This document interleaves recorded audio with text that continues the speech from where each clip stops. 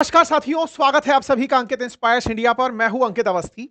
साथियों, हाल ही में बांग्लादेश ने कुछ अपनी महत्वाकांक्षाएं पब्लिकली व्यक्त की हैं और उन महत्वाकांक्षाओं में वो अपने साथ पाकिस्तान को लिए आगे बढ़ रहा है।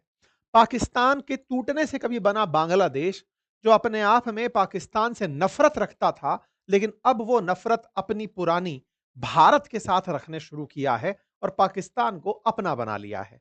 उसे वापस से पाकिस्तान में अपना प्रेमी नजर आने लगा है और पाकिस्तान के साथ मिलकर अपनी पुरानी महत्वाकांक्षाओं को, अब ये पुरानी पुरानी मैं बार बार क्यों बोल रहा हूं, आपको ये तो ज्ञात होगा ही कि भारत के विभाजन से पाकिस्तान निकला था, भारत से पाकिस्तान निकला था।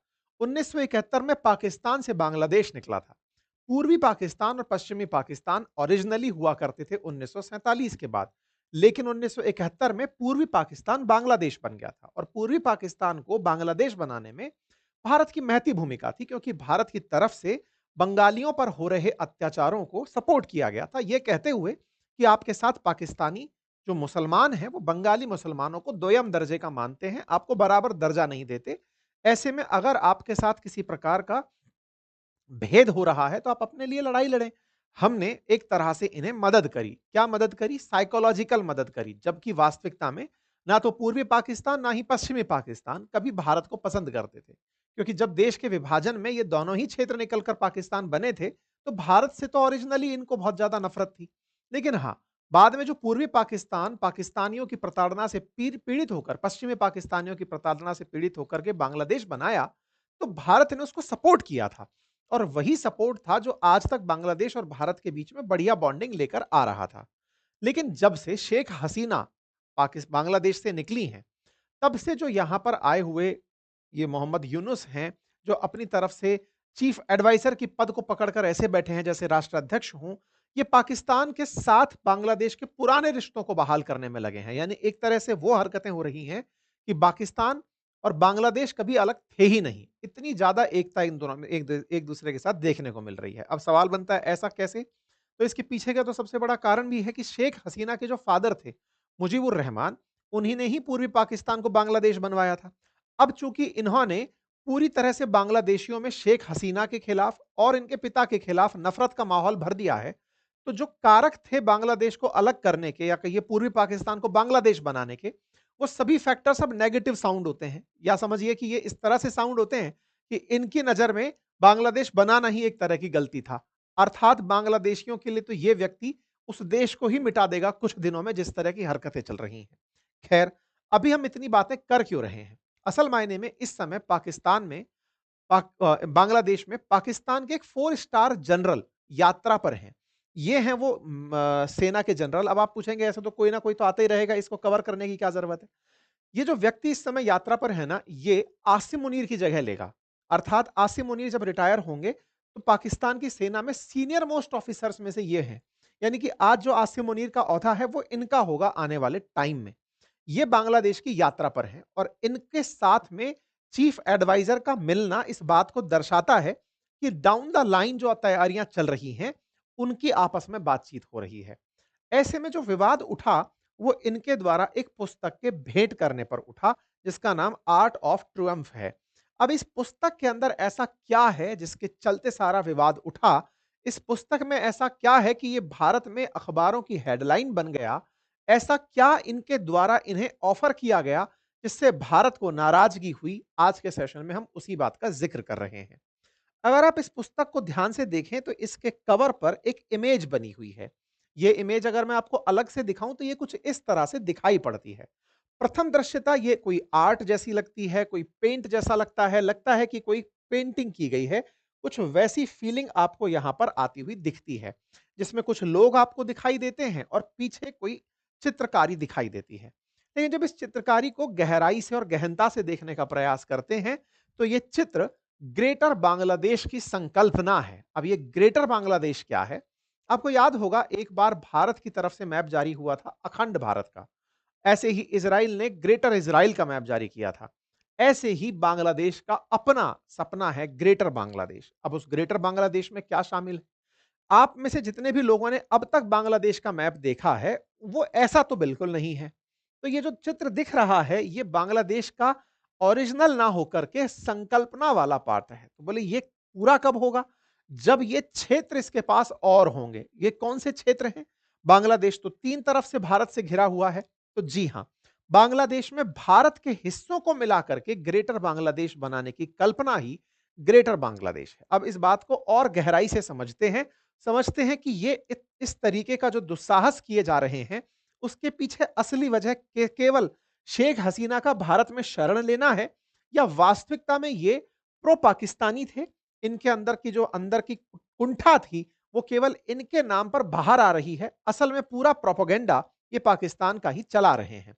तो ग्रेटर बांग्लादेश की कहानी की शुरुआत कैसे होती है, अब उस पर चलते हैं। जैसा कि आप जानते हैं कि बांग्लादेश में जब शेख हसीना को हटाया गया, वहां के छात्रों के विद्रोह के रूप में जो तख्ता पलट हुआ वहां पर एक तरीके का, और वहां पर इन्हें चीफ एडवाइजर बनाकर सरकार का बिठाया गया, उसके बाद इन्होंने आते ही पाकिस्तान के साथ मित्रता शुरू कर दी। आप सोचिए, 1971 में कभी पूर्वी पाकिस्तान से बांग्लादेश बना था, तब से इन दोनों के बीच कभी बातचीत ही नहीं हुई थी, या फिर यह कहिए कि दोनों के बीच में कोई व्यवहारिक रिश्ते, डिप्लोमेटिक रिलेशंस नहीं बने थे। लेकिन बांग्लादेश ने जैसे ही मोहम्मद यूनुस को देखा, वो शहबाज शरीफ के साथ मिलकर के डायरेक्ट ट्रेड को लेकर सहमत हो गए। ये इन दोनों के बीच में 1971 के बाद पहली बार हुआ था। अर्थात ये हेडलाइन बनी थी कि पाकिस्तान और बांग्लादेश ने डायरेक्ट ट्रेड शुरू कर दिया है फरवरी 2025 में। एक बार के लिए लगा कि हाँ भाई, चीफ एडवाइजर अपने आप को इकोनॉमी से रिलेटेड आदमी बताते हैं, तो पाकिस्तान के साथ करके व्यापार ही तो कर रहे हैं, कौन सा कुछ नया है। ये हेडलाइन बनकर के बाहर आई कि हाँ साहब, ये डायरेक्ट ट्रेड करने आगे बढ़ रहे हैं। समय बीता, थोड़ा और समय आगे चला, तो इन भाई साहब ने डायरेक्ट ट्रेड के साथ में ट्रेड, डिप्लोमेसी, कल्चरल टाइज, इनको बढ़ाने के लिए 6 और इनके साथ टाई अप कर लिए। इतना ही नहीं, पाकिस्तान के साथ जो चीन का बॉन्ड है, उससे प्रभावित होते हुए इन्होंने चाइना की यात्रा की और शी जिनपिंग से जाकर कहा कि आप नॉर्थ ईस्ट भारत में जो जाना चाहते हैं, तो आपको बांग्लादेश से होकर हम रास्ता देंगे। यानी कि बांग्लादेश ही नॉर्थ ईस्ट भारत का द्वार है, ऐसा कहकर के ये अपने आप को चीन के सामने प्रेजेंट कर आए। अर्थात हमने ये बात आपके लिए सेशन में रखी थी आज से 6 महीने पहले, जिसमें हमने आपको बताया था कि पूर्वोत्तर भारत पहुंचने के लिए चाइना से इन्होंने कहा कि अगर आप नॉर्थ ईस्ट भारत पहुंचना चाहते हैं, हमारा मैप यूज करिए और उसमें से होकर के आप वहां पहुंच जाइए। इस बात पर हमने आपके सामने चर्चाएं भी रखी थी। वो चर्चाएं एक बार के लिए भारत की प्रतिक्रिया के बाद दब गई, लेकिन ये चर्चाएं फिर से रीसरफेस हो गई जब यहां पर समीर नाम के ये जो इनके सेना के जनरल हैं, वो यहां पर पहुंचे हैं शहीर नाम से।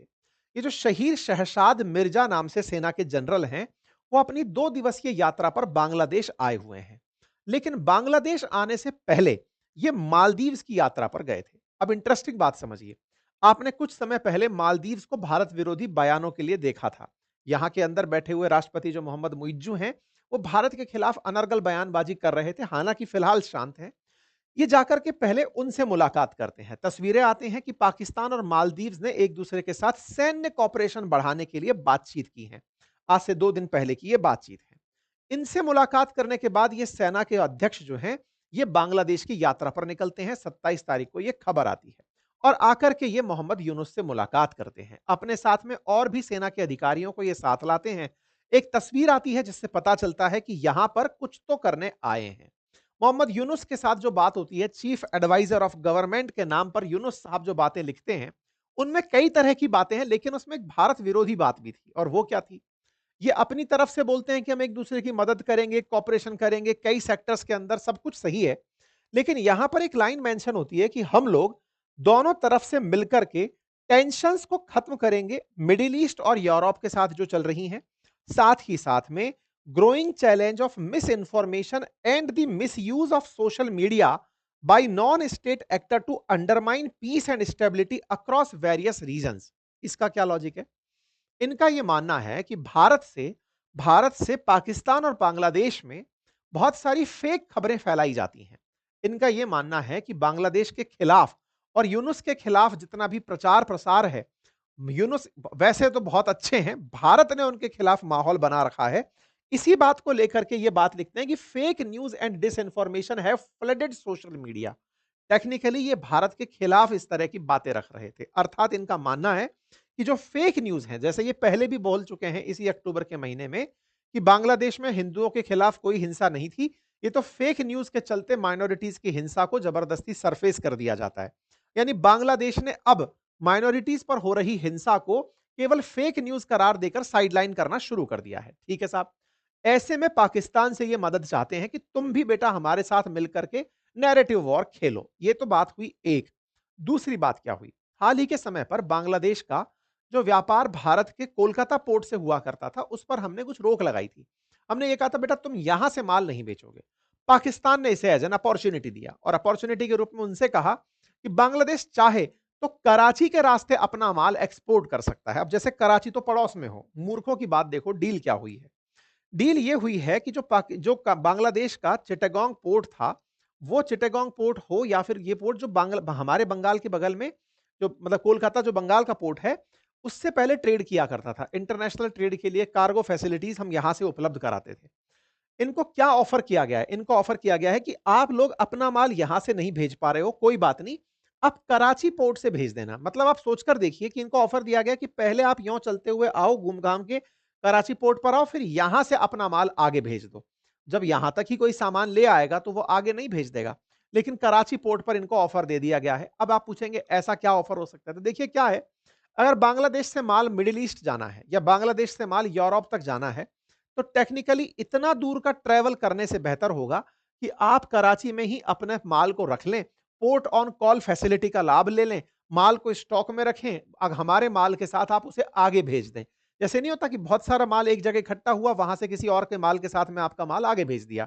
तो बोले आप हमारे साथ मिलकर के व्यापार कर लें। ये ऑफर इनको दिया गया कल कि आप एक काम करिए, हम आपके लिए कराची पोर्ट खोल रहे हैं क्योंकि इंडिया ने आपके साथ कोलकाता पोर्ट बंद कर दिया है। इन भाई साहब ने इनको अपनी तरफ से एक पुस्तक भेंट करी। इस पुस्तक में इन्होंने विवादित पुस्तक, इसको कहा जा रहा है आर्ट ऑफ ट्रायम्फ के नाम से, इस पुस्तक में इन्होंने पूर्वोत्तर राज्यों को बांग्लादेश से मिलाने का ख्वाब व्यक्त किया। इस पुस्तक के कवर पेज पर कुछ इस तरह की तस्वीर बनी थी। असल में बांग्लादेश का मैप तो ये है जो आप देख रहे हैं, ये मैप है। इस मैप के अंदर अगर आप ध्यान से देखें तो किसी भी प्रकार की कोई आकृति बनती हुई नहीं दिखती। साफ दिखता है यहाँ के कौन से स्टेट्स हैं वो प्रेजेंट होता है। भारत में अगर बांग्लादेश को देखें तो वो विजिबल होता है। इन्होंने जो अपनी तरफ से सपना सजाया है, उस सपने में ये आसपास के जो एरियाज हैं ना, इन एरियाज को ये अपने साथ लेने का प्रयास सोचते हैं। अर्थात बांग्लादेश के आसपास के जो क्षेत्र हैं, जिन क्षेत्रों को अगर इसके साथ मिला दिया जाए तो ये जो आकृति बनती दिख रही है, ये इनका असल मायने में ग्रेट बांग्लादेश है। ग्रेट बांग्लादेश के अंदर बांग्लादेश के सीमावर्ती जो पूर्वोत्तर राज्य हैं, उन्हें ये अपने साथ मिलाना चाहते हैं कुछ इस तरह से। मतलब यहां पर आप देखें तो उड़ीसा, यहां से उठा करके कुछ हिस्सा झारखंड का, बिहार का, बंगाल का, उधर आसाम, और इस तरह से इन क्षेत्रों को मिला करके ग्रेट बंगाल की कल्पना ये लोग रखते हैं। और जब से यहां पर सत्ता परिवर्तन हुआ है, तब से ये लोग इसी ख्वाब को सजाए चल रहे हैं कि ग्रेट बंगाल होना चाहिए। ये जो ग्रेट बांग्लादेश है, असल मायने में अंग्रेजों के द्वारा दिया गया जो ग्रेट बंगाल था, उसकी ही एक तरह की संकल्पना है। जब बंगाल 1905 से पहले हुआ करता था, बिल्कुल वैसे ही बोले हमको बनाने की आवश्यकता है, ये पूरा क्षेत्र हमारा हो, ऐसी इनकी संकल्पना है। अब आप समझ सकते हैं कि बांग्लादेशियों ने ख्वाब असल मायने में क्या पाल रखा है। अब आप पूछेंगे इस ख्वाब की पूर्ति में इनके लिए बाधा क्या है? इनके लिए बाधा तो कुछ भी नहीं है। इनको तो पता ही चलता है कि भारत का जो सिलीगुड़ी कॉरिडोर है, वो सिलीगुड़ी कॉरिडोर जो हमारा पश्चिम बंगाल से होकर के हिस्सा जा रहा है, जिसे हम चिकन नेक कहते हैं, वो बांग्लादेश के उत्तर में है। और दूसरी तरफ से अगर देखो तो यहां से नेपाल को उठा लो, यहां से भूटान को उठा लो, और थोड़ा ऊपर से बैठ करके चाइना को देख लो। तो कुल मिलाकर के इन्हें पता है कि अगर भारत से नॉर्थ ईस्ट को आइसोलेट करना है, तो बस इस जगह को हमें अपनी तरफ से बार बार रोकना होगा। अब आप सोच कर देखिए कि कितने सारे एक्टर्स यहां पर काम कर रहे हैं एज एन फैक्टर, कि बांग्लादेश अपनी तैयारियां यहां से करे, ऊपर से बैठा चाइना यहां से तैयारी करे, और इसकी सहायता के लिए पाकिस्तान आ जाए। पाकिस्तान की असल मंशा क्या है? पाकिस्तान की मंशा है बदला लेना। कौन सा बदला? कि भाई तुम लोगों ने हमसे पूर्वी पाकिस्तान को अलग करा के बांग्लादेश बना दिया। तो इनकी मंशा यह है कि बस अगर हमने ये टुकड़ा तोड़ दिया, तो तुमसे पूरी तरह से पूर्वोत्तर अलग हो जाएगा, नॉर्थ ईस्ट अलग हो जाएगा। और नॉर्थ ईस्ट अलग होते ही भारत के दो टुकड़े कर दिए, ये बात पाकिस्तान कहने लगेगा। यही कारण है कि पाकिस्तान बांग्लादेश और चाइना को आपस में बातचीत करने के लिए मिला रहा है। पाकिस्तान ही बांग्लादेश से ये लाइन बुलवा रहा है कि पूर्वोत्तर जाने के लिए हम आपको रास्ता देंगे। इससे आप इस बात का अंदाजा लगा सकते हैं। अर्थात सिलीगुड़ी कॉरिडोर को चाइना वालों को दिखाने वाला या पाकिस्तान की मदद से तुड़वाने का सपना देखने वाला बांग्लादेश है और वो इसे करने के लिए ग्रेटर बांग्लादेश का मदद देखता है। अच्छा, ये बात केवल मेरे बयानों के माध्यम से समझ रहे हैं या वास्तविकता में ऐसा ये लोग सोचते भी हैं? तो देखिए, बांग्लादेश के अंदर पहले यूनुस के जो करीबी थे, उन्होंने भी ये बात बोली थी कि भारत अगर पाकिस्तान पर हमला करता है, तो बांग्लादेश को नॉर्थ ईस्ट पर कब्जे कर लेने चाहिए। अर्थात इन लोगों के यहां पर जो पार्टी के प्रवक्ता कहिए या इनके सहयोगी कहिए, उन लोगों की ऐसी मंशा है। यही कारण है कि जब इन्होंने ये मैप दिखाया, तो भारत की तरफ से तीव्र प्रतिक्रियाएं चारों तरफ से आने लगी। चाहे सोशल मीडिया हो, हर तरफ से लोग इस बात पर सवाल करने लगे कि भाई साहब, ये शायद लोग एक दूसरे के साथ अपनी हार को साझा ही कर रहे होंगे। दोनों जोकर मिलकर के कुछ ऐसा ख्वाब देख रहे हैं जो पूरा नहीं हो सकता। लेकिन देखिए, दो देशों के बीच में जो चर्चाएं हैं, हमें उसके लिए सजग रहने की आवश्यकता है। अब ये तो चलो एक फोटो के ऊपर बयान हुआ, लेकिन बांग्लादेश की भारत विरोधी हरकतें चल क्या रही हैं, अब आप उसकी तरफ चलिए। एक और हरकत मैं आपको बताता हूं। देखिए, इस पुस्तक में क्या है, पहले तो मैं वो बताता हूं। देखो, शेख हसीना बांग्लादेश से जब निकली थी, तो निकलने से पहले कुछ घटनाएं हुई थी, जिसमें छात्रों का प्रोटेस्ट हुआ था। छात्रों ने शेख हसीना के खिलाफ प्रोटेस्ट किया था। उस प्रोटेस्ट की तस्वीरें हैं, ताकि लोग कभी ये ना भूलें कि शेख हसीना को क्यों हटाया गया। इस पुस्तक को बनाया इस तरह से गया है, जिसमें जितने भी प्रकार की दीवारों पर हुए प्रोटेस्ट की तस्वीरें थी, उन सबको उकेरा गया है और ये तस्वीरें अब बांग्लादेश हर किसी को दे रहा है। अर्थात बांग्लादेश अपने आप को उस तरह से दिखा रहा है कि फिर कभी शेख हसीना नहीं आएंगी। ये हर जगह जिससे भी मिल रहे हैं, उसको ये पुस्तक दे रहे हैं। चाहे ये एम्बेसडर हो जर्मनी के, फिर चाहे ये ब्राजील के लूला हो, फिर चाहे ये चीफ एडवाइजर जो हैं वो अपनी तरफ से जिबूती के प्राइम मिनिस्टर हो, है ना? ऐसे ही ये रोम के रॉबर्ट, जो ये तमाम लोगों को जहां-तहां देख रहे हैं, ये पुस्तक देते हुए दिख रहे हैं, इंक्लूडिंग कनाडा के जो पहले प्रधानमंत्री थे ट्रूडो, उनको भी ये पुस्तक दे चुके हैं। अर्थात जहां जा रहे हैं, चाहे वर्ल्ड बैंक के अंदर बग्गाजी हो, सबको ये पुस्तक पकड़ा रहे हैं, ताकि बांग्लादेश की मंशा सबको दिखे और बांग्लादेश ने कैसे नया बांग्लादेश बनाया, वो सबको पता चले। इस तस्वीर को आप यहां से देख सकते हैं कि कैसे इन्होंने इस बात को पाकिस्तान के प्रधानमंत्री को भी सौंपा था, लेकिन तब यह बयान नहीं चर्चा में आया था कि यहां पर मैप कौन सा लगा हुआ है। ठीक है, फिलहाल इस मैप के कारण चर्चा आई और मैप से ज्यादा इंटेंशंस के कारण चर्चा आई। इंटेंशन की क्या कहानी है? असल मायने में बांग्लादेश के अंदर तुर्की का एक एनजीओ सक्रिय हुआ और उस एनजीओ ने बांग्लादेश के अंदर जो यूनिवर्सिटीज हैं, विशेष रूप से जो ढाका यूनिवर्सिटी है, उनके हॉल में इस ग्रेट बंगाल के पोस्टर को प्रमोट करना शुरू किया। इस बात पर भारत सरकार से भी सवाल पूछा अपोजिशन ने कि क्या आप लोगों को यह बात पता है? ये जुलाई की बात हो चुकी है कि इस तरह का प्रोपेगेंडा बांग्लादेश में चल रहा है। तो भारत की तरफ से यह कहा गया कि बांग्लादेश सरकार की तरफ से जो फैक्ट चेकर वेबसाइट है बांग्ला फैक्ट, उसने कहा है कि ऐसा कोई भी एविडेंस हमें नहीं मिला है। खैर, भारत सरकार इस बात से विदित तो है कि बांग्लादेश किस तरह से भारत विरोधी इस समय तरीके अपना रहा है और पाकिस्तान से मिलकर क्या-क्या सोच रहा है। अभी मैं एक हालिया नमूना आपको और दिखाता हूं। देखो, इस आदमी को पहचानो, इसका नाम है जाकिर नाइक। अब ये जाकिर नाइक कौन है? जाकिर नाइक असल में खुद को इस्लाम धर्म का प्रचारक बताता है और ये इस्लामिक रिसर्च फाउंडेशन नाम से एक संस्था चलाता है। अपने द्वारा भड़काऊ और विवादित बयान देने की वजह से भारत, बांग्लादेश, कनाडा सब जगह पर यह बैन कर दिया गया था। इसके द्वारा एक पीस टीवी नाम से चैनल, पीटीवी नाम से चलाया जाता है। हुआ कुछ यूं कि भारत सरकार ने इस पर यूएपीए एक्ट के तहत इसके आईआरएफ को बैन कर दिया था। अब हमने इसके ऊपर unlawful activity prevention act UAPA क्यों लगाया था? इसकी कहानी शुरू होती है 2016 से। असल में ये रहता मुंबई में था और यहां से बैठकर भाषणबाजी करता था।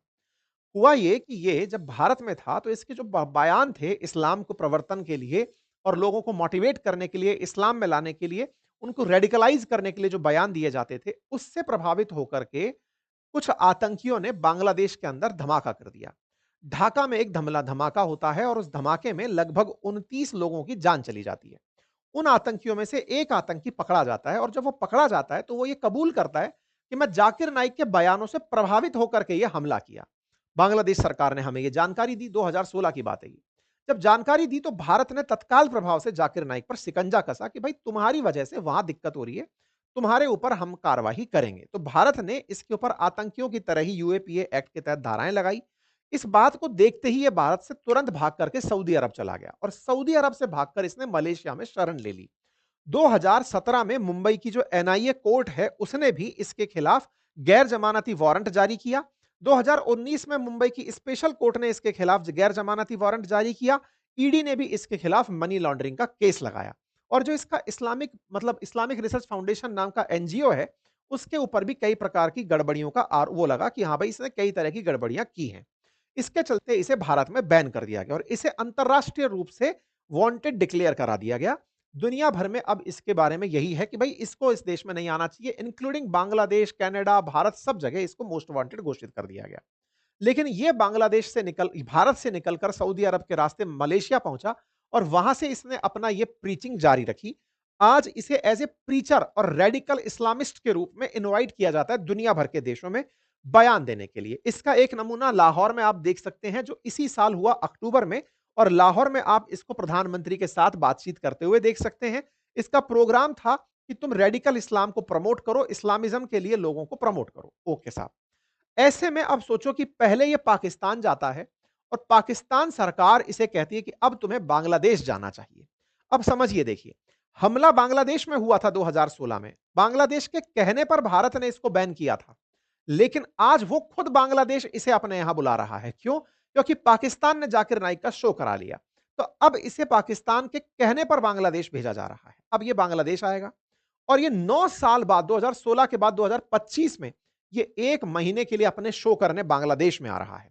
जाकिर नाइक इसे बुला रहे हैं। आप सोचकर देखिए, इतने साल से बैन चल रहा व्यक्ति अब बांग्लादेश में फिर से आ रहा है और यहां पर आकर के इसे रेड कारपेट वेलकम मिलेगा और ये ढाका के अंदर 9 साल बाद लौट करके अब अपनी प्रीचिंग्स देगा। तो आप सोचकर देखिए, जिसके चलते हमने बैन किया था, अब वहां बैठ करके ये भारत विरोधी बयान देगा। और इस तरह के जो बयान होंगे, ये पाकिस्तान और बांग्लादेश की शह पर भारत के खिलाफ लोगों को भड़काने के लिए होंगे, इस्लाम के नाम पर लोगों को भड़काने के लिए होंगे। और उनमें से कई इसके बयान ऐसे होंगे जो भारत के साथ जो सीमा लगी हुई है बांग्लादेश की, उन जगहों पर किए जाएंगे। इतना ही नहीं, इसके साथ साथ ये महाशय और एक काम कर रहे हैं, और वो क्या है? सोचकर देखिए कि पीस टीवी बांग्लादेश में बैन थी, अब वो काम वो फिर से ओपन होगा और वो चलने लगेगी।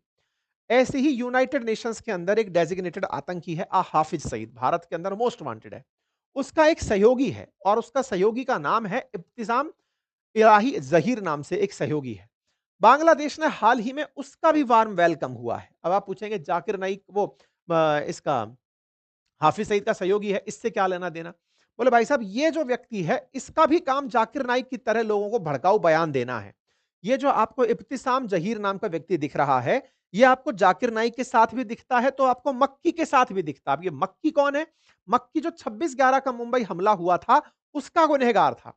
यानी कि ये आतंकियों के सरगना हैं, जो लोगों को प्रीच करके लोगों को भड़काते हैं, उन्हें आतंकवादी बनने के लिए प्रमोट करते हैं और रेडिकल इस्लाम के नाम पर दुनिया के देशों में अशांति फैलाने को प्रेरित करते हैं।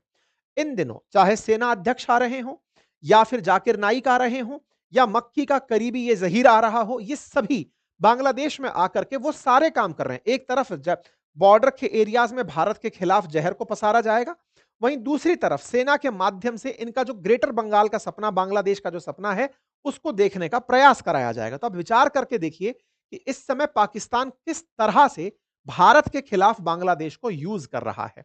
ये जो व्यक्ति सीधा सा दिख रहा है, दुनिया के सामने चीफ एडवाइजर बनकर के समझदारी का जो रोल प्ले करने का प्रयास कर रहा है, इसके इरादे असल मायने में नेक नहीं है।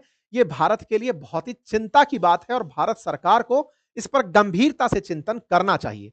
ये थी मेरी तरफ से। आप लोग इस विचार पर क्या सोचते हैं? अपनी राय जरूर कमेंट बॉक्स में रखें।